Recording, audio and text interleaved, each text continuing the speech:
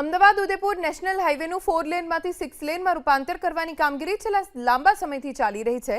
મોટાભાગના ઓવરબ્રિજ તૈયાર થઈ ચૂક્યા છે, પરંતુ તે પૈકીના અમુક ઓવરબ્રિજ ખખડધજ બન્યા છે, જેને લઈને વાહન ચાલકો પરેશાન છે। સાબરકાંઠા જિલ્લામાંથી પસાર થતા નેશનલ હાઈવેની સ્થિતિ કફોડી બની। પ્રાંતિજના દલપુર પાસે આવેલા ઓવરબ્રિજ તેમજ હિંમતનગરના હાજીપુર ગામ પાસે આવેલા ઓવરબ્રિજ, હિંમતનગરના અગ્યોલ બેરણા ગામભોઈ ઓવરબ્રિજ પર મસમોટા ખાડા છે। એટલું જ નહીં, અમુક જગ્યાએ તો રોડ પર માત્ર કપચી જ દેખાય છે। આ સાથે ત્યાંથી વાહન જ્યારે પસાર થાય ત્યારે દૂરથી ડુમરીઓ ઉડે છે, જેના કારણે ટુ વ્હીલર વાહન ચાલકોને સૌથી વધુ મુશ્કેલીનો સામનો કરવો પડે છે।